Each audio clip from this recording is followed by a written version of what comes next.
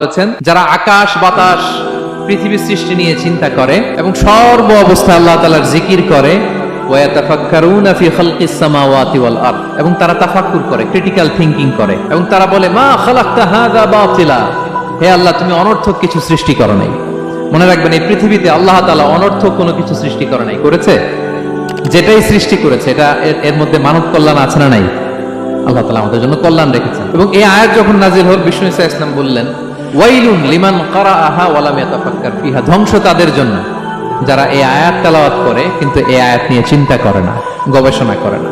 এবং কোরআনের বিভিন্ন আয়াতে আল্লাহ তাআলা বিষ্ণুবীকে বলেছেন নবী হে আপনি আপনার উম্মতদেরকে নবীদের ঘটনা শোনান। কোরআনের 3 ভাগের 1 ভাগ হচ্ছে ঘটনা, পুরো কোরআনের 3 ভাগের 1 ভাগ কি?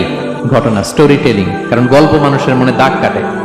আল্লাহ তাআলা বলেছেন ফাকুসুসিল কসাসা লাআল্লাহুম ইয়াতাফাক্কারুন, নবী হে আপনি তাদেরকে কিচ্ছা শোনান, ঘটনা শোনান, নবীদের কাহিনী শোনান, লাআল্লাহুম ইয়াতাফাক্কারুন, যাতে করে তারা ক্রিটিক্যাল থিংকিং করে। তারা লূত আলাইহিস সালামের কওমের ঘটনা যখন শুনে যে আল্লাহ তাআলা আপসাইড ডাউন করে দিয়েছিলেন, তারা যখন কওমে আদের ঘটনা শুনে, কওমে সামুদের ঘটনা শুনে, তারা যেন চিন্তাশীল হয়। এবং বিশ্বনবীর সাহাবী আবু দারদা রাদিয়াল্লাহু তাআলা আনহু উনি বলতেন তাফাক্কুরু সাআতিন খায়রুন মিন কিয়ামি লাইলা, 1 ঘন্টা কেউ যদি আল্লাহর সৃষ্টি নিয়ে চিন্তা করে সেটা সারা রাত তাহাজ্জুদের সালাত পার করার চেয়ে উত্তম।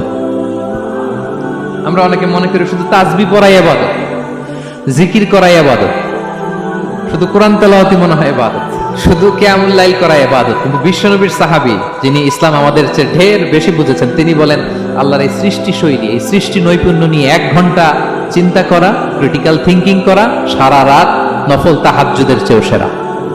এবার বলেন আমাদের চিন্তা করার দরকার আছে না নাই? ব্রেনটা খাটাবেন তো? এই যে যারা কনভার্টেড মুসলিম হয় এরা কিন্তু অনেক চিন্তা ফিকির করে, নিজের সাথে নিজে বোঝাপড়া করে, ক্রিটিক্যাল থিংকিং করে, তাদের অ্যানালজি কাজে লাগিয়ে, আল্লাহর দেয়া ব্রেনকে কাজে লাগিয়ে এরপরে শাহাদা পাঠ করে, এমনি এমনি না। এই যে কিছুদিন আগে আমেরিকান এক পপ স্টার কালেমা পড়ছে না? আপনি জানেন একটা ধর্ম চেঞ্জ করা, একটা ফেইথ চেঞ্জ করা, এটা কত বড় সিদ্ধান্ত? হ্যাঁ, বাপদাদার ধর্ম বয়স 30-40, এতদিন যে ধর্ম মানলাম এটাকে চেঞ্জ করে নতুন ধর্মে কনভার্ট হয়, এটা কত বড় সিদ্ধান্ত? Could you imagine that? It's not a joke. নিজের সাথে নিজের অনেক বোঝাপড়া করতে হয়, তারাই ক্রিটিক্যাল থিংকিং করে। এবং বিষ্ণু ঈসা ইসলাম উনি নবী হওয়ার আগেও এই চিন্তার ইবাদত করতেন। তিনি হেরা গুহায় চলে যেতেন, কাবা থেকে 6 কিলোমিটার উত্তরে, 634 মিটার উঁচু, যা বলে নূরের উপরে একটা কেইভ আছে, গুহা, এটার নাম হচ্ছে গারে হেরা। ওখানে বসে বসে তিনি এই চিন্তা করতেন।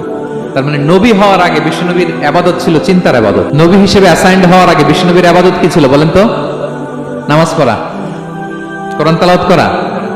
কোরআন তো নাজিলই হয় নাই, কোরআন তেলাওয়াত করবে কেমনে? তখন 6 মাস বসে বসে উনি ওখানে কি করেছেন বলেন? ধ্যানমগ্ন ছিলেন, তিনি চিন্তা করতেন। ওইটাই ছিল ওনার আধ্যাত্মিক শিক্ষায়তন। ওই নির্জন গুহার মধ্যে উনি যখন চিন্তায় মগ্ন ছিলেন, আল্লাহর সৃষ্টি শৈলী নিয়ে চিন্তা করতেন, ঠিক ওই মুহূর্তে, অন্তিম মুহূর্তে, ওই মাহেন্দ্রক্ষণে নাজিল হয়েছে ইকরা বিসমি রাব্বিকাল্লাযী খালাক, read in the name of your lord who has created, পড়ো তোমার প্রভুর নামে যিনি তোমাকে সৃষ্টি করেছেন, শিক্ষা দিয়েছেন। তাহলে সম্মানিত সুধী, ইসলামের সূচনা হয়েছিল, এটা বলা যায় ফাইনালি যে ইসলামের সূচনা হয়েছিল চিন্তার ইবাদতের মধ্য দিয়ে।